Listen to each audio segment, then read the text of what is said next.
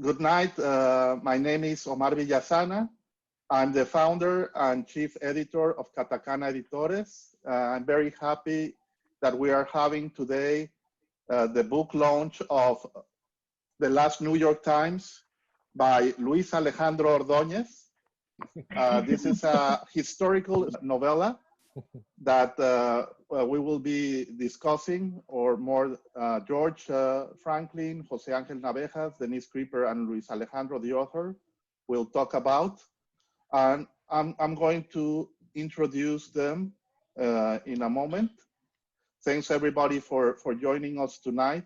This event was long overdue because of the pandemic. And well, thanks again, everybody, for joining us. Denise Kripper is an assistant professor of Spanish at Lake Forest College, where she teaches courses on Latin American literature and translation studies. She's also the translation editor at Latin American Literature Today and the book reviews editor of Routledge Translation Studies. Her work has appeared in Asymptote and World Literature Today, among others. She lives in Chicago, where she's a founding member of the Third Coast Translators Collective. George Franklin is the author of Traveling for No Good Reason, winner of the Shell and Geek Editions manuscript competition in 2018, a bilingual collection, Among the Ruins, Entre las Ruinas, was published by Katakana Editores, and a broadside report, Broadsided Press. He also is the winner of the 2020 Stephen Debase Poetry Prize. He practices law in Miami and teaches poetry workshops in Florida state prisons, and is the co-translator along with the author of Jimena Gomez Último Día, Last Day, also from Katakana. Recently, his chapbook, Travels of the Angel of Sorrow, was published by Blue Cedar Press. And this year, there's an upcoming book, A Noise of the World by Sheila Geek Editions. José Ángel Navejas is the author of Illegal, Reflections of an Undocumented Immigrant in 2014, and Invierno Playlist desde Chicago, 2019. He has edited Palabras Migrantes, Ten Ensayistas Mexicanos de Chicago. His forthcoming title, also with us, with Katakana Editores in 2021, will be Un Mojado en Chicago y Cuatro Discursos Inaugurales. He holds a PhD in Hispanic Studies by the University of Illinois at Chicago, and he translated the book, The Last New York Times, that we will be talking about. Luis Alejandro Ordóñez is a Venezuelan writer who lives in the United States since 2008, between Chicago and Miami. He has worked as editor, copywriter, proofreader, translator, Spanish teacher, and bookseller. In 2018, he published the Spanish version of The Last New York Times with Suburbano Ediciones, and in 2015, a short stories collection titled Play with Editorial Ars Communis. He has been part of anthologies of writers who live in the United States and write in Spanish, such as Diáspora with Vaso Roto, Pertenencia and Trasfondos, also with Ars Communis, and Escritorxs Salvajes with Hypermedia Editores. In 2014, he won the second literary prize in Spanish from NorthEastern Illinois University for the story Doble Negación. With Librero, he won the Severo Ochoa Micro-Story Contest of the Library of the Cervantes Institute in Chicago. Thanks everybody for being part of this panel. Denise, I'm going to leave you to take charge, and hope you enjoyed this book launch. Thank you. Thank you so much, Omar, for those introductions. And thank you, Katakana Editores, for making this happen. I'm very happy to be here. And I was just thinking about when I learned about this book, and I actually think I met Luis Alejandro and José Ángel last year for the Latinx Book Fair here in Chicago. And I usually keep a notebook of all the books that I hear about that eventually I want to read. But I heard you talking about this like literary mystery of sorts that you had uncovered, and I got out of the room, bought the book, and read it that night. I couldn't wait to learn more about this. Thank you. And so, can you tell us a little bit about what the last New York Times is and how you came across this story in the first place? Yes, thank you. I want to say thanks again to Omar for this opportunity, to you, Denise, George, and Jose Ángel for being here. It's a great pleasure to be part of this and to this opportunity to talk about a book in this difficult, really difficult times. And well, the book is mine. It's more the pleasure, no? The last New York Times was born with a very simple but powerful question. Wait, what? That's exactly was my reaction when I read in the book, in the novel by José Saramago, The Year of the Death of Ricardo Reis, the story about this newspaper that John D. Rockefeller received in every day, only especially made for him, tailored with only good news. When I read about that, I said, I want to read that New York Times. So I started to look for the New York Times of Rockefeller's New York Times. And well, you know, like Toni Morrison said that if you don't find the book you want to read, well, write it. I kind of followed her advice because I didn't find the New York Times of Rockefeller, and I didn't write the Rockefeller's New York Times, but I wrote about looking for this newspaper, and the newspaper I cannot read. So that's the origin of the last New York Times. Basically, is a very literary origin because it came from my readings. In this case, reading Saramago and his novel. Yeah, it's a very complicated premise, right? It has so many levels. So you were reading, so like in the cover of the book, in the English version that José Ángel translated for Katakana, one of the men in the cover is actually Pessoa, the Portuguese writer. And it's so interesting that, so you were reading a book by Saramago, who had a character based on one of Pessoa's pseudonyms, who talks about this fake New York Times that then you set out to look for, and you wrote a novel about it. I was like trying to like, you know, write down all of the different levels to really go through them all with you in a conversation tonight. And there's so many layers to it, right? And I feel like the translation into English in a way brings about yet another level, because one of the things that I hope we can talk about today too is the thing about, you know, what is fiction?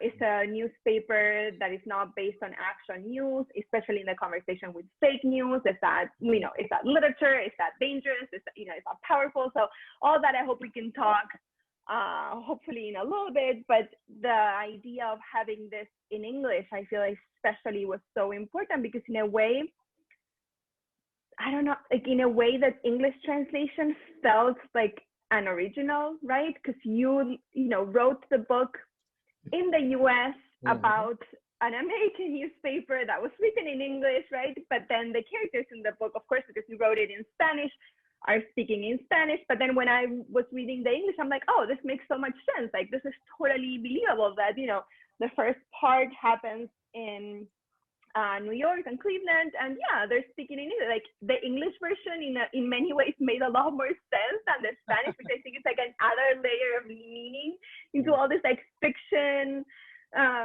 you know, thread of meaning and mystery. So José Ángel, I guess I wanted to ask you about the process of translating this novel, how you came to it, and yeah, just can you talk a little bit more about what your process was?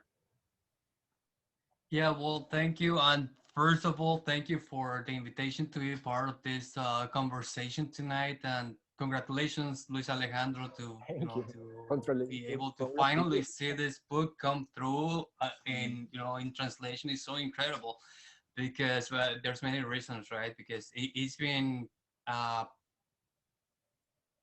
while. I mean, first, if I remember correctly, it was like 2015 when you first approached me about the translation of this book. I was reading some of the previous emails that we exchanged, and it was back then. It's been a while. It's been a while in the making. So when Luis Alejandro came up to me and to ask me whether I was interested in translating his book, I said, well, let me read it. Let me see what this is all about. And I found it so compelling, because I'm a fan of Saramago and Pessoa, and so some of the mysteries that I found in this book were really, I don't know, I couldn't tell, and I don't think Luis Alejandro could have told at that moment that he was going to be kind of prophetic, looking at the current situation, political moment in the US, where there are alternative sources of news that can, live almost in a different reality, and that's the kind of mystery that he was trying to solve. So when he came to me and asked me if I wanted to translate it, I said, yeah, immediately, sure, why not? Let's do it. It's such a good story, such a literary mystery. I want to be part of it. And as you mentioned, Denise, there are additional mysteries. One of which I came across during the translation process, when I was doing the translation and already well into it.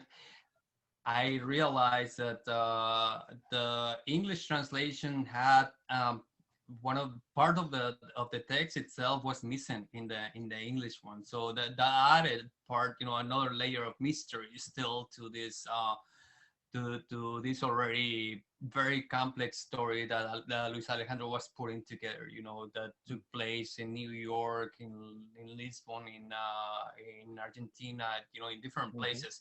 So it was a challenge. It was a challenge to kind of like wrap my head around all the different components of it. But I'm very glad to hear what you said, Denise, about the translation reads well. So I'm very happy, because this is an important book, I think, and I did put a lot of effort into it, and I'm glad that to hear that it reads well. Yeah, no, absolutely. I really enjoyed reading it in English, and I was thinking, so much has changed since I read the book in Spanish last year, that all of a sudden this book that I had already enjoyed so much had all these new added meanings and sort of things that had been resignified in the past year. And initially I really liked how the book is divided into 3 parts, and the first one takes place between Cleveland and New York, the second part in Lisbon, and the third part between Caracas in Venezuela and Chicago in the US. And I really enjoyed like jumping geographies and even time when I was reading it, but I also couldn't help but, to think about Zoom, right? And like, today we, half of us are in Miami, half of us are in Chicago, and, how we have been totally jumping geographies through Zoom during this whole pandemic year. So that was the first like new thing that I came across when I was reading the English, like, oh, this has changed, right? And then the second one is that, this has been, of course, a very tough year. The book has been out for a while, but we're only now doing the launch because, of course, it's been hard to have meetings, and we don't know when we're going to have a live book launch in person again, hopefully soon. But, I was thinking that for a while, especially with the whole political situation here in the US, just, waking up and reading the newspaper was like like an act of bravery almost. Like, what is the word gonna throw at me today, right? And I was thinking, like, we only have a couple of weeks left of this 2020, and there's like monoliths appearing and disappearing, and you're like, what is happening? So the idea of a newspaper that has only good news just sounded so appealing, right? Before it sounded almost like sci-fi kind of thing. And, of course I made the connection to fake news and everything, but now suddenly the concept of a fake, positive newspaper sounded very appealing to me. And I thought that was actually it. So that was very funny that I hadn't made that, association the first time that I read it. But I wanted to talk a little bit more about the three sections the book is divided in, because when we also talk about the last New York Times, we are talking about almost like an art object, right? Like something that is unique, something that there's only one of, cannot be repeated. And the first part of the book starts with the death of Rockefeller, and there's this character, Benjamin, who has been writing this fake newspaper for a while now. But now that his one reader is dead, he's out of a job. No one at the New York Times knows that he has been he has been writing the newspaper. No one knows that. There's this sense of like frustration that no one knows the truth, right? So just thinking about this idea of like an object and something unique, and how I was just, in my mind, I was trying to compare that with the genre of the book. And I keep thinking of the book as a novel in many ways. But I don't know how accurate that is, especially because the third part is almost like a chronicle, right? And the third part is sort of your story, Luis Alejandro, in doing the research, right? So in a way, the third and last part of the book is actually the very beginning of this whole story, right? So could you perhaps talk a little bit about, which part you wrote first, and or how you worked on the book and how you envisioned, the tones of the parts are different, so how you envisioned each part and then a book as a whole? Yes. First, the idea I had, the novel I had in mind, well, the story I had in mind was the first part. The person who has this strange job, very peculiar job, to write a newspaper for a specific person, for a one only reader. So I was thinking about this when I was receiving news about the newspaper, because I was doing my search, and so my research, and I talked with the Rockefeller Foundation. I tried to reach somebody in the New York Times, and well, when I have different negative answers about the existence of the Rockefeller's New York Times, I also received the other side of the story. Talking with the Saramago Foundation, they told me a little about the Saramago's process and how he used newspaper from the year of the Ricardo Reis death, the 1930s in Lisbon, how he used all this material from newspaper to write his novel. So I have, well, these two opposite sides of the story, and I still was thinking about this writer, this person. Well, I always talk about a writer in specific one writer, not a whole newspaper devoted for one person. No, I always thought about this writer as a character, but when I received the news from Saramago's foundation, I started to envision it, to think about who wrote in a newspaper from Lisbon in 1936 this specific kind of information, this article, just a little article about Rockefeller's, a very old Rockefeller, because we are talking about basically 1 year before his death, a 97-year-old. Well, I start to to think about this person in a newspaper in Lisbon, well, the decision of write about this. So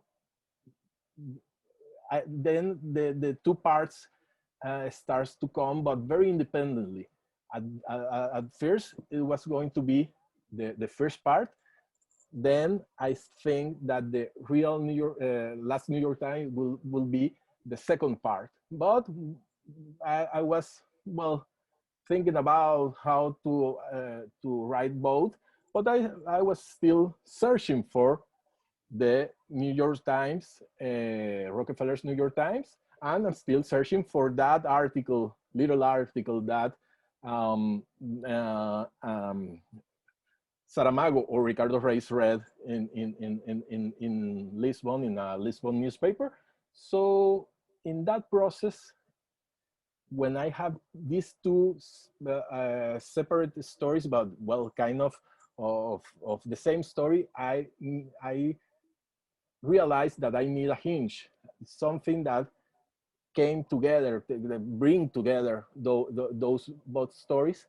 And in a moment when I was trying to find the myth, the reality, I was still finding, for example, an article, newspaper article from Juan Carlos Onetti, when he mentioned this, and well, in some moment I say, no, the research I'm doing is part of the story. It's like, I need to talk about this, and this is the third part of the story. So I needed to write the third part of the story before the other two. So the first part, the third part was the first part I wrote of the last New York Times. Then the other two goes very easy to the end.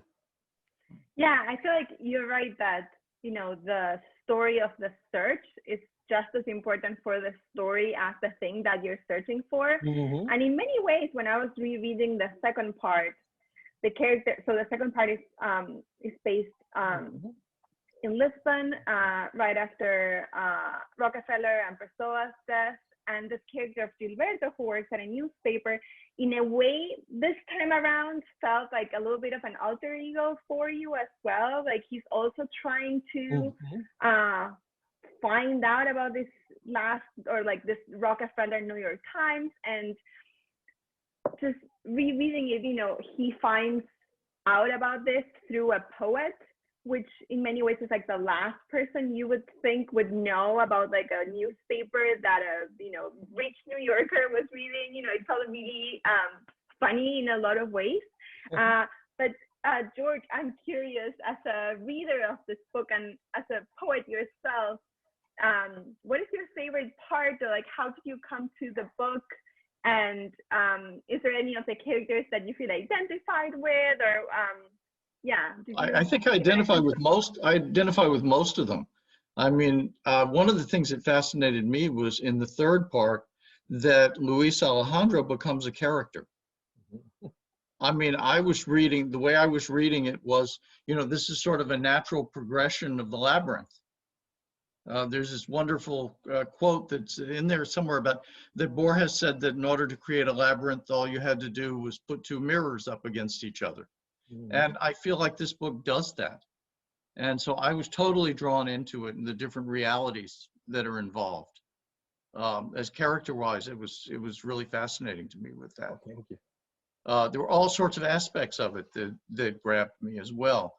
Like you, I mean, Benjamin was the easiest character to identify with because you feel so much sympathy for this guy during the Depression. You know, he's a construction worker and he, you know, lucks into this incredibly weird job where he's writing an entire newspaper. You know, I love that.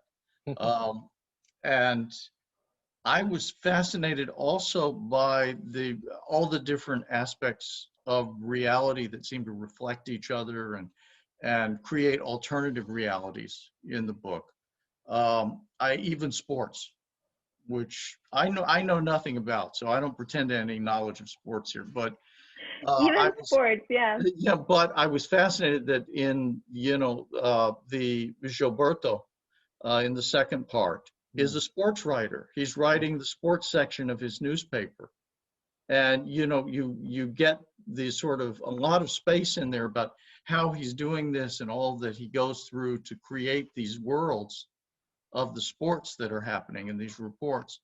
And in the end of the first section in Cleveland, Benjamin, after Rockefeller's funeral, the next day goes to an Indians game where they're playing the White Sox. And it's an extremely interesting moment because you realize that becomes another reality for him. And he gets benefits from that in the same way that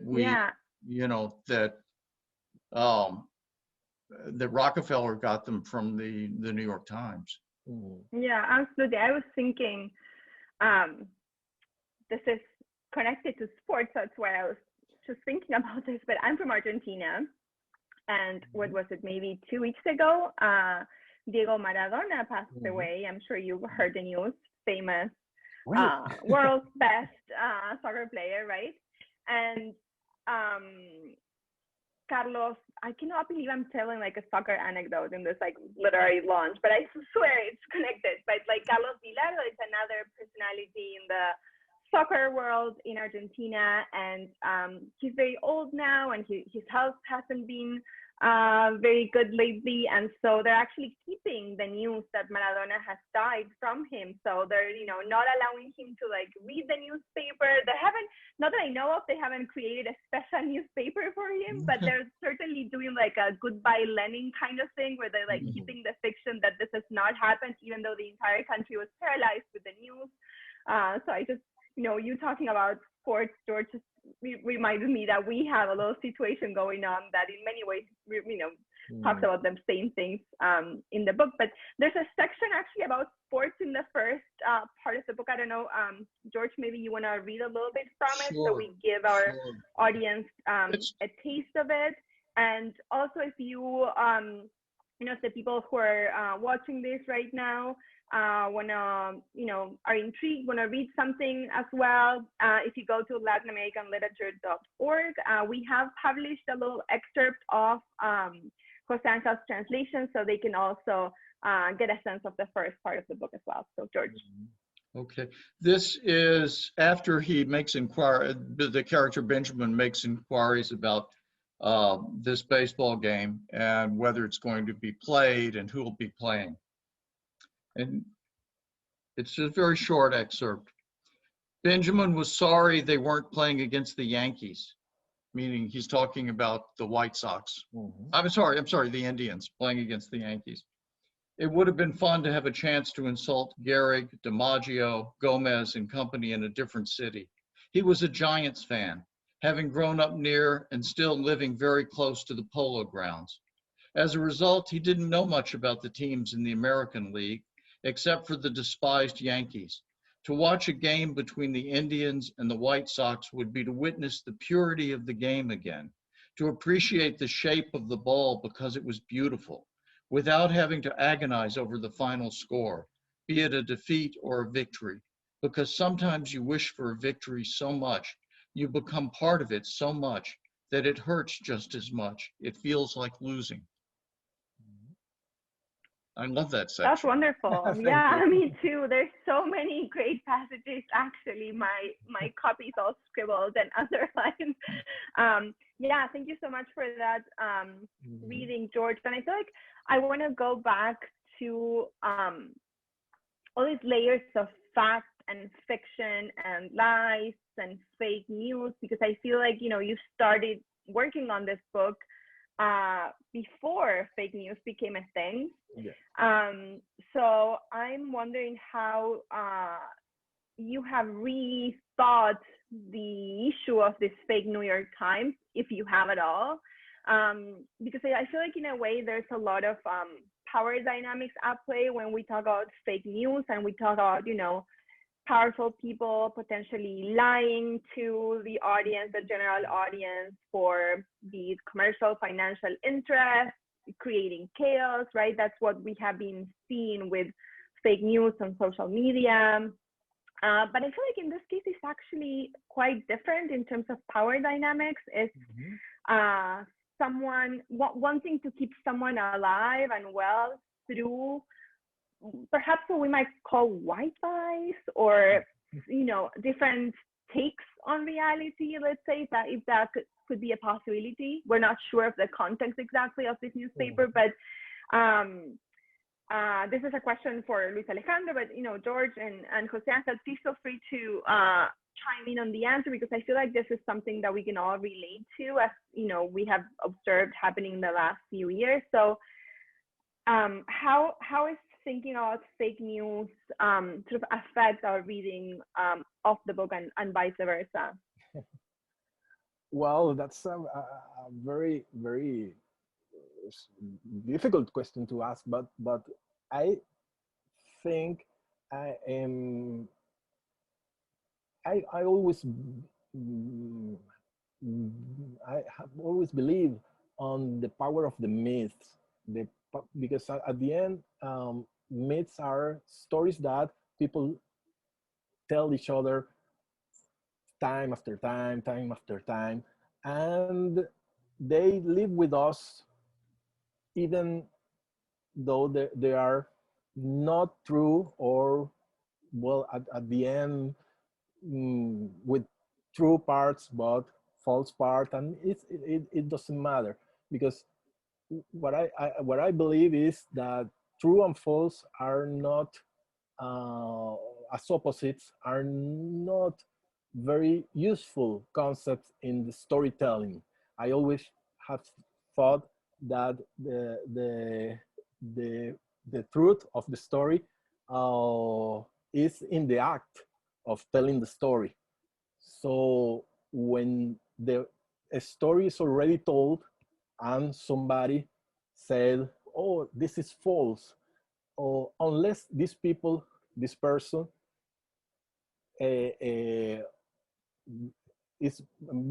is able to tell a new, better story, this person is not going to change our mind or feelings about the story that has been told, and that's what is happening. I think right now we are telling stories, so many stories, that it's very difficult to tell the new story, the story that changed the idea, that changed the mind, that changed the position of the person, because it's very easy not to hear the story that you don't want to hear. And well, you already hear the story you wanted, so the story is true. The myth is still true.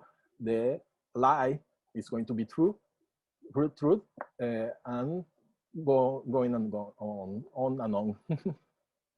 One of the things that I was thinking about related to this was that Rockefeller never suffers any bad effects from the fake news. No problem. It doesn't impact him negatively at all. In reality, out there right now, we're seeing all these people who are having, their lives destroyed by fake news. They don't believe that COVID is real, and, they're in the hospital dying of it. It occurred to me that in one sense that the fake news of a novel, or the alternate reality of a novel, is very safe compared to that we can have this fake news in the fictional world, as opposed to the world out there, the political world. And I wondered, I think that's a good distinction that you just made between fake and fictional. They are different and they have different results. So I think that's a really interesting and important distinction that you just made. It just comes up, I think, when you read the book, you realize how wonderful it is that people are able to have these different approaches to reality in fiction. Whereas, here we're very limited.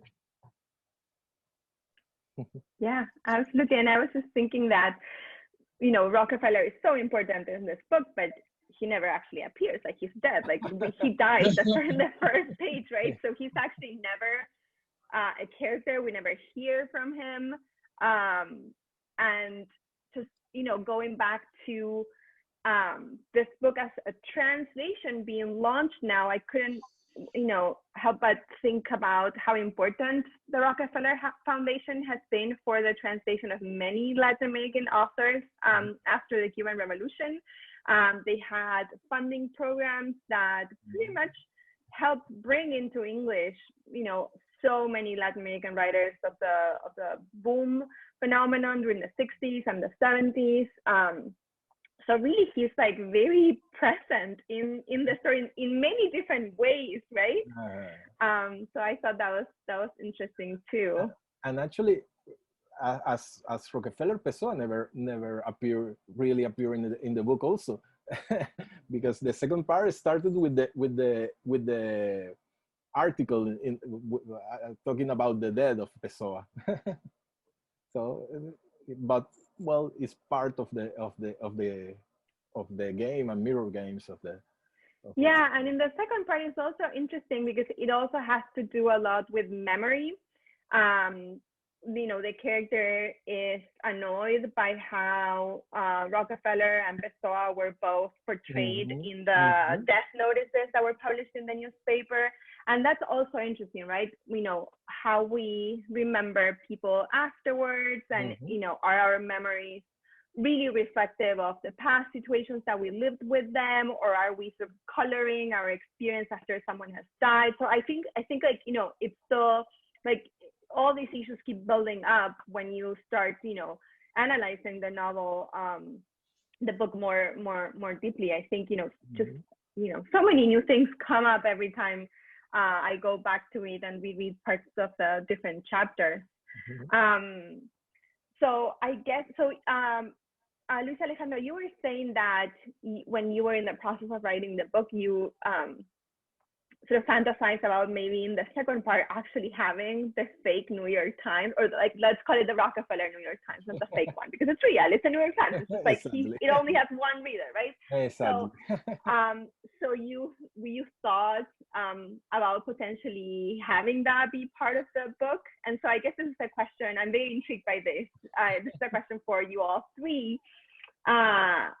What would your, like, if you were writing you know, a different alternative New York Times, what would it say? And would it be the same type of New York Times that you would want to read as well? So if you were to write and or read this type of New York Times, what would the content be? Wow. Well, at one moment I thought about including a version of the New York Times, Rockefeller's New York Times in the novel, but I thought it will be kind of it was not going to be not going to add to the mystery. Maybe I took a little essence of the mystery, so I left the idea out. And about a newspaper tailored for me, probably I don't know. Probably it would be. I like to say that it will have more comics, probably, because it was always the first part that I reached from the newspaper, and it's the comics and graphic novels probably is the part I am more proud about my personal library. So probably it will be more comics, more comic issues, because when the New York Times publish the comic issue is a great issue in my house. We have to have it. So probably more Joe Sacco with news in comic.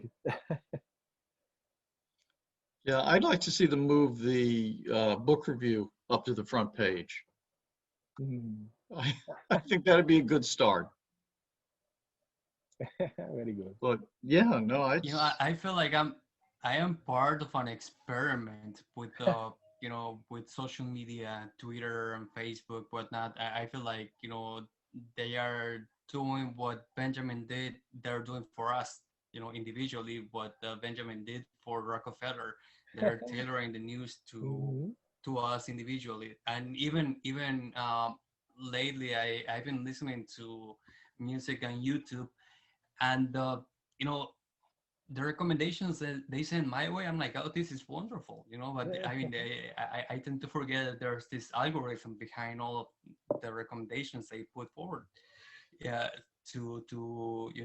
appeal to my taste. And I feel that I feel almost like a Rockefeller in my own humble place, because the things that I listen to are things that I want to listen to. They know my taste. They kind of send my way the things that they know I'm gonna like. So I feel like that newspaper that Denise is asking us about is already out there, and we just pick, it is sent to us, and we just pick the parts that we want, and we are making it. It's not an actual physical paper, but it's out there, somewhere in the virtual world. That is actually a great point, and but yes. it's so strange to think about that, right? Because you would have thought that with technology and social media, that the access to information would have been more democratized instead of just coming from this one source. And yet we're seeing these things happening where we are all living in the little reality the algorithm creates for us.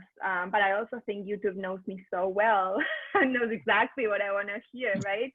But that's actually a great point. And I was just thinking of my own question, because I was genuinely interested in what you were saying, but it also has to have like such a good balance of being, happy and like positive, but also believable, because Rockefeller would go out into the world and talk to people. Like there's only so much really you can hide without someone ruining it for you, right? Or like asking you about an event that you're not supposed to know, or that it was explained to you, in another way. So yeah, this is very, very interesting stuff. George, I don't know if you have any questions for Luis Alejandro or Jose Ángel. I wanted to actually go back to something you were talking about right at the beginning about translation. I mean, I approached this book only in English, so it's interesting to me because I started to think about it. Felt so right in English. I didn't feel that I was reading a translation. And it occurred, and then afterwards when I started to think about it, and I thought, well, is this a translation of a book written in Spanish?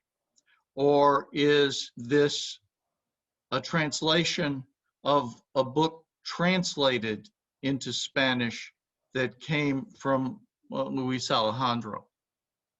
That somewhere, is there some kind of book that, if we left the two mirrors stacked against each other, and look into them, is there a book down the line that somehow existed before this? By the way, I think the translation's absolutely, totally magnificent, Jose Ángel. It's just a wonderful translation. Yes, it is. Well, thank you. I'm very happy it came out right, and that is to your liking, because I thought it was important to make the best effort to put forward a translation that made justice to this book that was so full of mysteries, which I enjoyed reading good mysteries. It reminded me, some of the passages reminded me of Murakami, who's a writer who I admire and love, and I feel passionate about because of the many mysteries that he employs in his works. So I am you know, I'm very happy to hear that it came out well, and but it's just, you know, I think it says more about the original than the translation. You know, that it is a book that's so well written, and each one of the three different parts has its own tone of voice, its own components, and, you know, its own vision of the world. And that's what I was trying to capture. You know, the characteristics of each one of the different parts that make up this work, and you know, the many layers of complexity that go into it. So that was the point, you know, to be able, the challenge, that was a challenge to me, to be able to convey that idea of the mystery that goes unresolved, and to capture the voices that Luis Alejandro so well tailored for each one of the characters. So but I'm glad to hear it came out well. Yeah, it came out really well, and I also want to recognize all the amazing work. Oh, there's Omar, just in time. I was just gonna say that, you know, all the hard work that Katakana Editores has been doing in bringing into English and for a wider audience in the U.S. all these great books in Spanish. So I think it's great, and you know, this seems like bringing this book seems like you know, an effort of many people that were involved, and the result is really something that you can all be very proud of. So yeah. That is, if you allow me to say a couple of things. First of all, yes, I want to say thank you to all of you for being part of this book launch, to thank Jose Ángel for his great work translating this book. But I also want to add something. This book was also reviewed or proofread by Kathleen O'Brien and by Arthur Dixon. And let me add something to that. Both of them also coincide that the translation was excellent. I mean, any edits that were made after Jose Ángel work, it was minimal. And we were very keen to have a very good book in English that would be worth reading for the English audience, and also beautiful design by Elisa Orozco. We have a couple of illustrations. The inside is beautiful. All the different covers for each of the chapters, it's like a really wonderful edition. So I want to thank also Elisa, and we are very proud in Katakana to bring authors from Spanish-speaking language to translation, such as Isaí Moreno with another historical novel called There Are Not So Many Stars. Alberto Chimal, also a Mexican author, who is a very well-known writer in Mexico and Latin America. And we are bringing also women in translation. Right now, we have these are novelties, poetry books in bilingual format by Cuban poet Kelly Martinez Grandal, translated by none other than Margaret Randall. So that's a big plus. And also we have an Argentinian writer that for me it was a discovery that she's also a poet, Gisela Jefes. And Grady C. Ray approaches with the translation. He was so enthusiastic about bringing Gisela's poetry into English that, of course, we felt compelled. And we are closing up this book launch. I want to thank everybody that joined us. And we are making big efforts for 2021 to bring more authors into translation, especially women. So we will be doing a fundraiser pretty soon, and you will be able to get some of these nice items. Virginia Woolf, Sor Juana Inés de la Cruz, of course, our books in translation, and even some other little things. Yes, that is Luis Alejandro. So these will be bundles that we will put together, and hopefully we can get support from all those readers that believe that we need more diversity, that we need to bring stories from outside into our outside of our comfort zone, and to read from all walks of life. I think it's very important that we bring different authors, and that also readers take this challenge of exploring literature that it's not what they are used to read. So then again, thanks to everybody. Thank you very much, Luis Alejandro. Denise, it was a wonderful experience having all of you, Luis Alejandro, Jose Angel, George. I'm really happy to be part of this conversation, and hope to see you soon next time. Thanks a lot. Thank you so much. Thank you, and congratulations, Jose Angel and Alejandro. Thank you. Bye. Bye. Bye. Yeah, everyone.